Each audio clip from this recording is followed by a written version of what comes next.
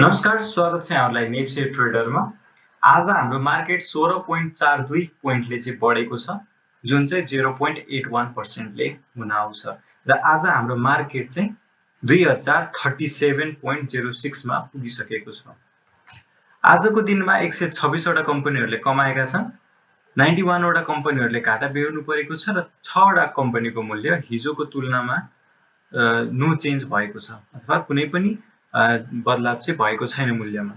आजको टप गेनरको कुरा गर्नुहुन्छ भने केएलबीएस, सिटी, बीईडीसी, एडीएलबी र एलएलबीएस यी कम्पनीहरूले चाहिँ टप गेनरमा आउन सफल भएका छन् भने टप लुजरको कुरा गर्नुहुन्छ भने आरबीसीएल, एमएचसीएल, एसपीएल, युएनएल र जीएमएफबीएस यी कम्पनीहरूले चाहिँ आज पनि घाटा बेहोर्नु परेको छ।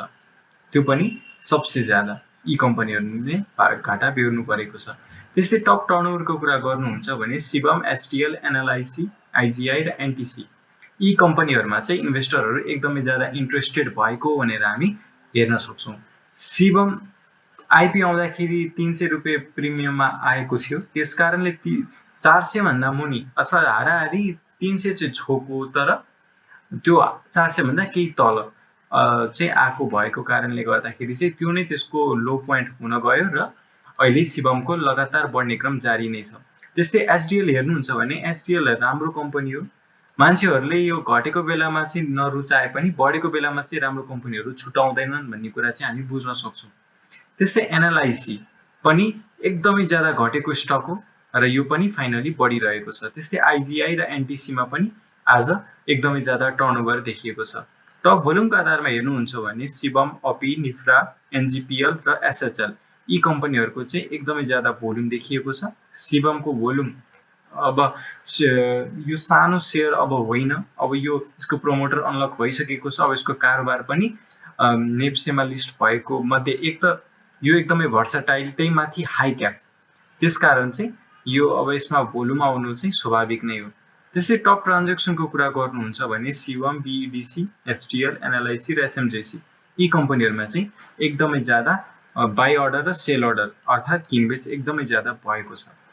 आजको वृद्धिमा चाहिँ कुन चाहिँ सेक्टरले कस्तो योगदान थियो भनेर हेर्नु पर्दाखेरि चाहिँ ब्याङ्किङ इन्डेक्सको आज एकदमै ठुलो योगदान देखिएको छ। 1.29%ले आज बढेको छ ब्याङ्किङ इन्डेक्स।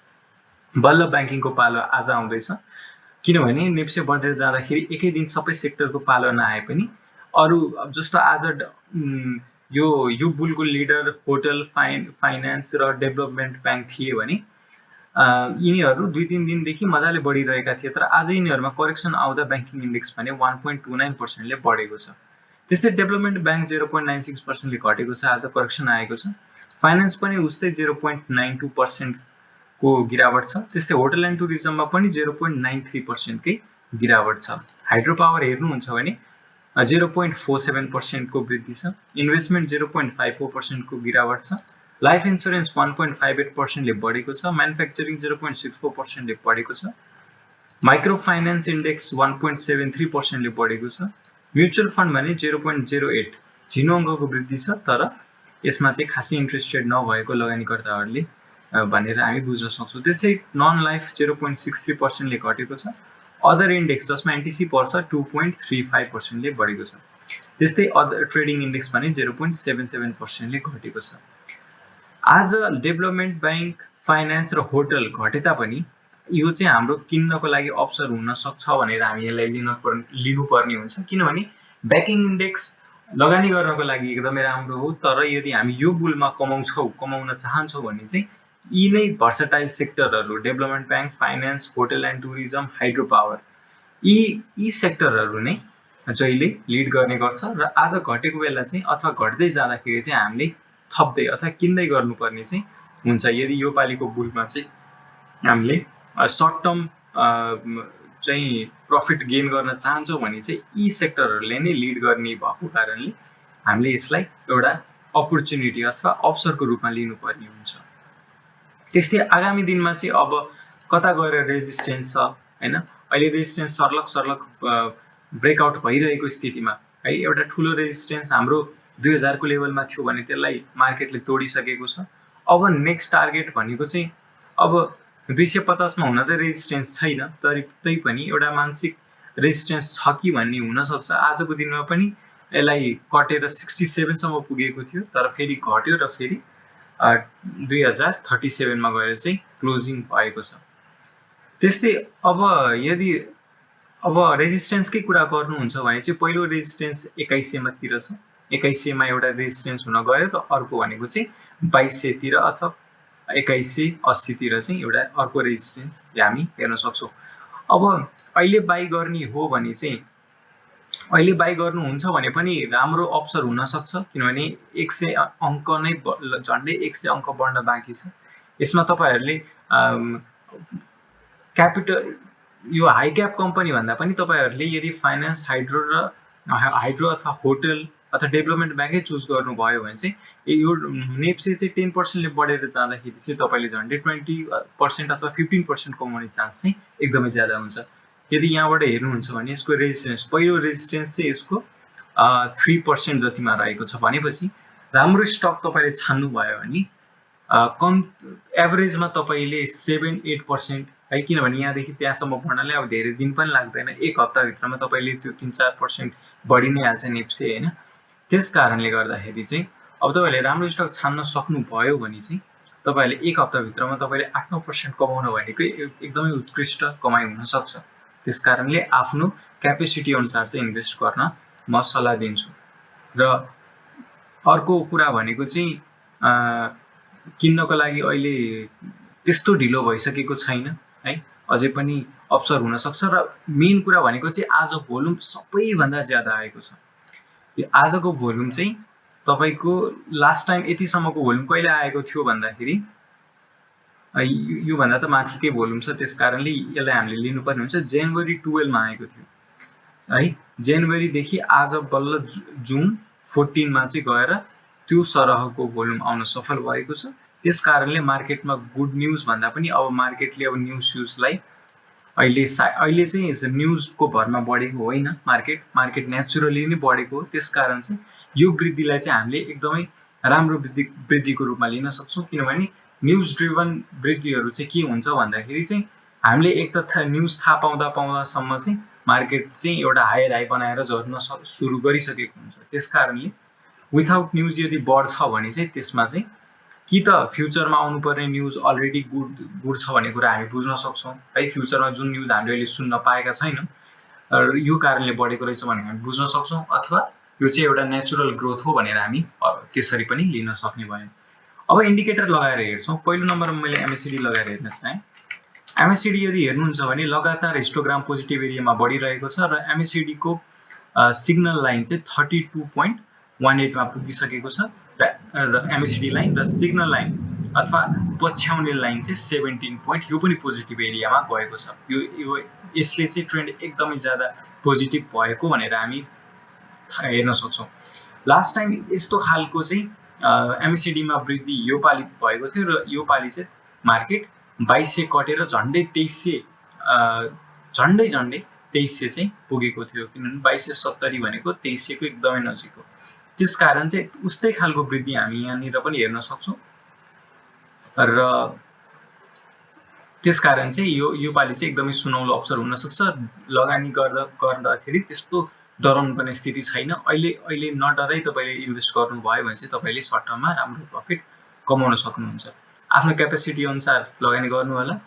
यो भन्दैमा फेरि अब मार्केट बढ्छ नै भन्ने पनि ग्यारेन्टी 100% हुँदैन है, भोलि नै घट्न पनि सक्छ है। त्यस कारणले चाहिँ आफ्नो स्टडी गर्नु होला र त्यही अनुसारले तपाईहरु आफ्नो ट्रेडिङ पनि गर्न सक्नुहुन्छ। अर्को इन्डिकेटर मैले लगाउन चाहे आरएसआई अनुसार हेर्नुहुन्छ भने चाहिँ फाइनली 70 क्रस भइसकेको छ। अब 70 क्रस हुँदै जाँदाखेरि चाहिँ पहिलो कुरो भनेको चाहिँ स्याचुरेसन पिरियड अझै बाँकी छ है। 80 एकदमै एक्सट्रिम बुलको कन्डिसनमा 80-83 सम्म जाने सम्भावना हुन्छ। त्यसकारण अझै हेडरुम बाँकी छ र 70 क्रस भइसके पछाडि थोरै आरएसआई बढे पनि क्यान्डल चाहिँ ठुल्ठुलो बन्ने हुन्छ अथवा एकदमै ज्यादा बढ्ने चान्सेस हुन्छ र रिभर्सल हुने सम्भावना पनि उत्तिकै बढिरहेको हुन्छ है, उत्तिकै बढ्दै गइरहेको हुन्छ। जति माथि आरएसआई जान्छ त्यति तेजीले बढ्ने चान्स पनि रह्यो र रिभर्सल हुने चान्स पनि उत्तिकै रहन्छ। आजको दिनमा चाहिँ मैले तपाईहरुको लागि केही स्टकहरु लिएर आएको छु आगामी दिनमा किन्नको लागि एउटा तपाईहरुले एउटा सुझाव पनि लिन सक्नुहुन्छ अथवा राम्रो कम्पनीहरु मैले ट्रेडिङको लागि सर्ट टर्मको लागि स्पेशली पहिलो नम्बरमा छ शिवम। यदि शिवम हेर्नुहुन्छ भने शिवम एक दिन मात्र सर्लकको एकदमै मिठो बढेको छ, त्यसपछि आज पनि बढेको छ, तर यसलाई चाहिँ ढिलो भइसक्यो भन्न मिल्दैन किनभने भोल्युम एकदम ज्यादा आउँदैछ र भोल्युमको साथ बढिरहेको छ। त्यसकारण चाहिँ यो चाहिँ राम्रो स्टक हुन सक्छ, तर एकदमै ज्यादा बढिसकेको कारणले एउटा करेक्सन पनि आउने सम्भावना हुन्छ। यदि तपाईहरु रिस्क चाहनु हुँदैन भने चाहिँ एउटा करेक्सन कुर्नुपर्ने देखिन्छ। यदि तपाईहरु रिस्क म बेयर गर्न सक्छु भन्नुहुन्छ भने चाहिँ तपाईहरुले भोलिकै दिनमा पनि शिवम किनेर बस्न सक्नुहुन्छ है त, किनभने यो राम्रो कम्पनी हो। म्यानुफ्याक्चरिङ एन्ड प्रोसेसिङको सिमेन्ट कम्पनी एउटा मात्र लिस्ट भएको छ। भोलि अर्को एउटा सिमेन्ट कम्पनीको पनि प्रिमियममा आइपिओ लन्च हुँदैछ, गोराई सिमेन्ट।